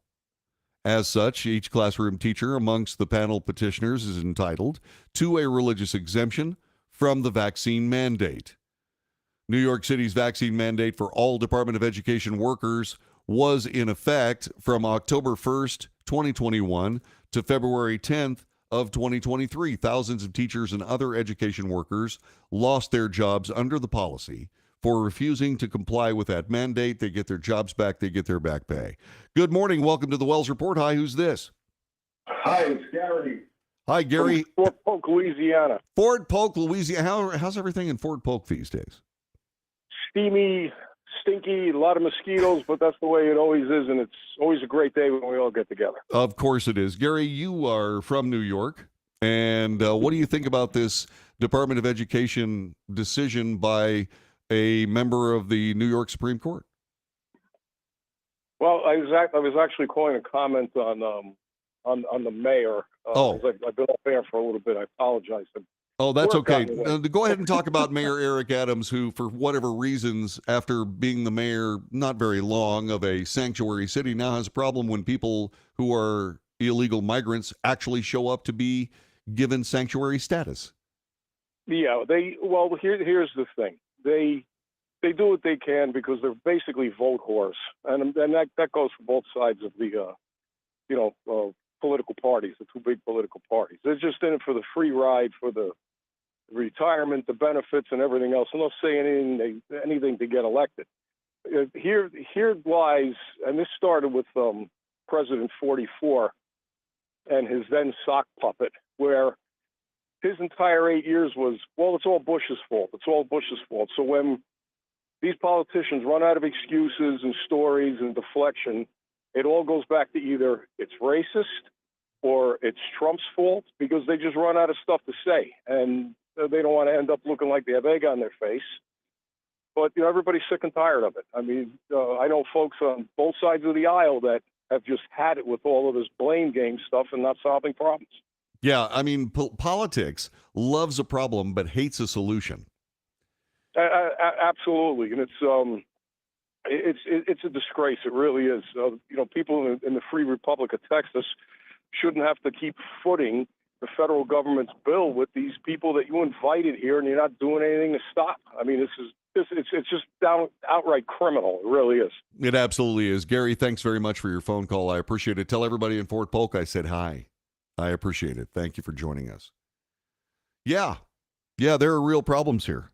And to try to blame Republicans for what is clearly a leftist delirium is, like I said earlier, laughable, except it's not funny enough to laugh at, especially if you live in a border state. This is just cynical abuse. Sort of like what's been going on with these vaccine mandates. You know, New York, is the Department of Education, is now in a situation where they owe a whole bunch of people a whole bunch of money. And the question is, did they actually hold that money for these people? Probably not. They probably immediately spent it on other things, something more befitting a political agenda instead of an education one. And this particular Supreme Court judge in New York finally said, you know what, this is garbage. The court agreed that employees were not required to submit applications through the prior unlawful process, but still declined to award relief to those plaintiffs on the ground that there were contested issues of fact as to whether the plaintiffs submitted applications under the new process. This is an error. We'll be making a motion to re-argue on their behalf. Probably will happen. The judge's ruling yesterday, while not everything we wanted is a precedent-setting victory, said the people who are pushing all of this, the people that are working to make sure that this works, it is, Sunjata Gibson, the lead attorney for the plaintiffs, celebrated the victory as a watershed moment in the teachers' 2-year fight for relief. This according to a news release by the Children's Health Defense, a nonprofit founded by vaccine skeptic and Democrat presidential candidate Robert F. Kennedy Jr. So the court agreed that the employees were not required to submit the applications. They're going to re-argue that. The court rejected the plaintiff motion for class certification, stating the proposed class was overbroad. So getting back to what the judge said, according to Ms. Gibson, the judge's ruling yesterday, while not everything we wanted, is a precedent-setting victory. The court's ruling in the class certification still leaves the door open to future relief for thousands of teachers negatively affected by the vaccine requirement. We intend to file a motion of reconsideration on a narrower basis rather than waste public resources clogging the courts with so many individual lawsuits. Legal action that will remedy these discriminatory policies for all impacted makes sense. In other words, she's saying a class action lawsuit should be the next step. The New York City Department of Education, the mayor's office, did not immediately respond to requests for comment. All right. So there are a couple of other things that are going on regarding all of this, specifically coming out of Canada and New Zealand. The leaders of those countries, Justin Trudeau, and I can't remember the name of the guy in New Zealand, are showing up before the press of their countries talking about how no one was coerced in getting a shot against COVID-19. Excuse me? That is absolute poppycock. They're just plain bold-faced lies. Justin Trudeau is the Canadian Prime Minister. He said nobody was forced to do any of this stuff. Of course they were. Of course they were coerced beyond reason. They were coerced beyond reason, and it was awful that they were. And while these people are working as hard as they possibly can to back away from the draconian mess that they created for themselves and their own citizens, it's not going to fly. It's really crazy. These videos are available to everyone.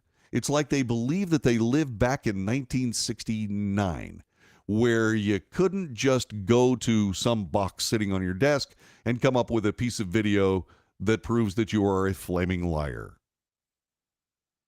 But that's where we live now. That's where we live now. And that's something that you're going to have to start dealing with on a real basis. Both of those guys need to be gone. But you know what? There are people who believe everything they say. And it's the craziest twist of human beings that I've ever seen. I used to say that every 4 years during a presidential election year, the people of the United States collectively lost their minds.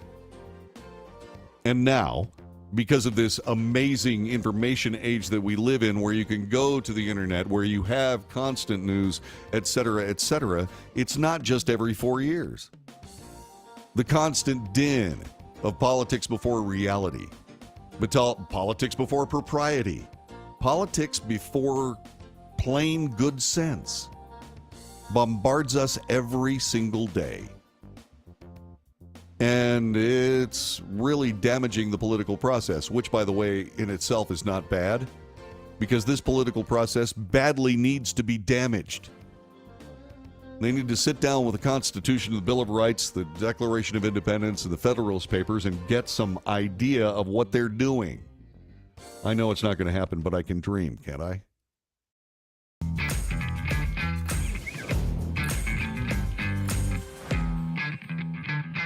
If you're living with diabetes and using insulin, you know the pain of pricking your fingers over and over again. By wearing a small device called a continuous glucose monitor, or CGM, you can reduce the pain of pricking your fingers right away. If you use insulin daily, you might be eligible to get your own continuous glucose monitor. So call the US Med Diabetic Health Hotline today and learn about the latest CGM technology. Not only can a CGM immediately reduce pain, it's accurate, easy to use, and helps you make better diabetes treatment decisions. And if you have Medicare or private insurance, you can see if you qualify for a CGM at little or no out-of-pocket cost. We'll also provide free shipping of your new CGM, and we'll bill your insurance company for you. If you use insulin daily, you might be eligible to get your own continuous glucose monitor. So call the US Med Diabetic Health Hotline to see if you qualify for a CGM at little to no out-of-pocket cost.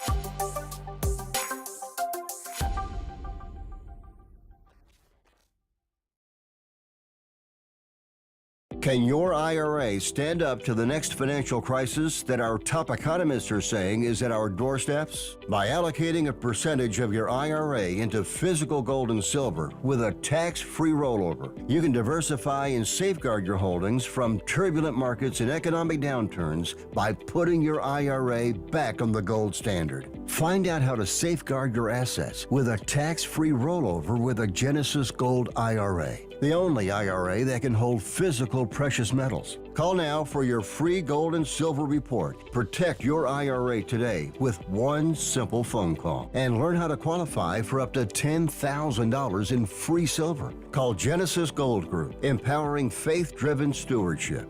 Call 877-655-6870. That's 877-655-6870. 877-655-6870.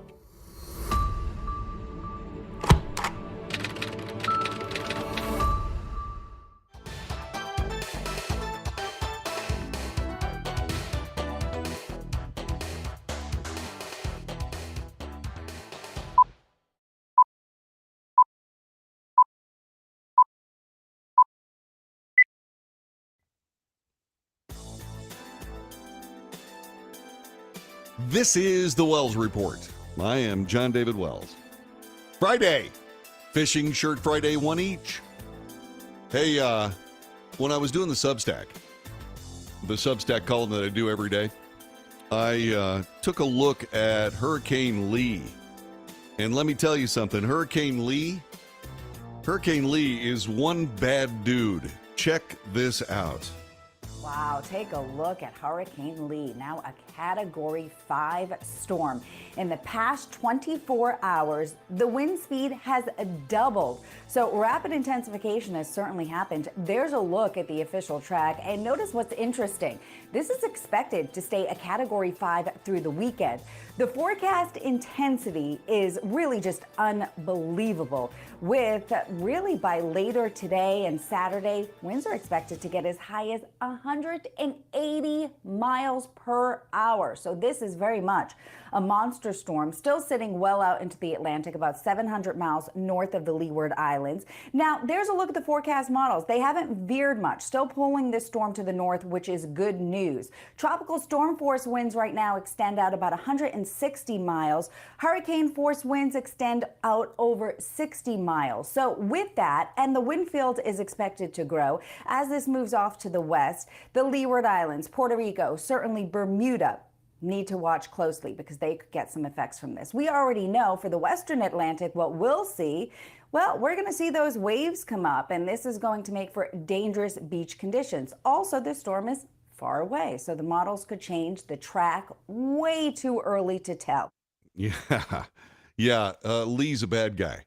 Yeah, Margot is following in Lee's footsteps. We're keeping our eyes open, especially here in Texas, because every now and then those storms, they show up in bad spots like the Gulf of Mexico, and they come to Texas and lay waste, and it's ugly. By the way, speaking of environmentalists and environment, things got in the way of the U.S. Open yesterday. Coco Gauff made her first women's U.S. Open final yesterday, but it took her a little longer than you might expect. Well, the coaches can't believe it. Mahova's already off the court, and now Coco debating. Now the tournament director. It's going to be another 5 or 10 minutes, they said, Cliffy. Okay. These are the practice balls, right? Thank you, Coco. Hey, team, both players have been told it's okay if they need to leave the court. This will not be charged as one of their bathroom breaks or wardrobe changes. So Muhova's taking advantage of it. Coco's decided as of now not to. BG was telling her just to hit a few serves. And actually, sorry, Brad, Coco is coming off. Yeah, this was because of a environmental protest that involved one of the protesters indeed gluing themselves to the arena. Not that short a delay. Yeah, and this was a mess, and it is really awful when people get in the way of, this is one of those things where people talk a little bit about how their politics become more important than people, and it's just plain awful. So these environmental protesters held up the women's semifinal yesterday. And what they said, they made this melodramatic statement, there's no tennis on a dead planet. There's no tennis on a dead planet. The climate group Extinction Rebellion have taken responsibility for this protest that disrupted the U.S. Open between Coco Gauff and Karolina Muchova. 3 protesters seen in the stand wearing shirts that read, "End Fossil Fuels." Yeah. And at least one protester glued his shoes to the floor of Arthur Ashe Stadium. The United States Tennis Association later said at least 4 were taken into custody after a 49-minute delay. Extinction Rebellion took responsibility for the demonstration. The group's New York chapter released a statement saying there's no tennis on a dead planet. Today's action highlights the neglect of the climate and ecological breakdown by governments and corporations, this said the group. The group emphasizes that present socioeconomic system cannot protect people from the crises to come because its very structure creates these crises and then ignores them. Yeah, so you stopping a tennis match is going to make all the difference in the world, huh? The extremely short-term incentives of our key institutions, corporations, and governments, which respectively function on quarterly profits and periodic elections, disregard the long-term danger to our survival. The system is committed to stealing from future generations to sustain a lifestyle that primarily benefits the few, so-called 1%. Yeah, this is all right out of the Communist Manifesto. This is like, okay, yeah, so it's rich people, corporations, and government that's the problem. Well, okay. So what do you replace all that with? Well, you replace that with rich people and more government. Okay? And there were corporations in the old Soviet Union. They were just state-owned. None of this changes. It just depends on who's in charge. And these people believe that a political process that's proven itself to be absolutely incompetent should have more to do with life in America instead of less. Yeah. So, yeah. If only they could have glued themselves to a helicopter rotor blade. That puts out a lot of carbon dioxide. The executive producer of the Wells Report is Dirk Steele. The associate producer and publicist is Jube Dankworth. You can find her on netmediaconsultants.com. Go out there and check her out. If you need publicity, she's the person to call. Jube Dankworth, netmediaconsultants.com. I'm John David Wells. Thanks very much for paying attention to the Wells Report. We'll see you again on Monday.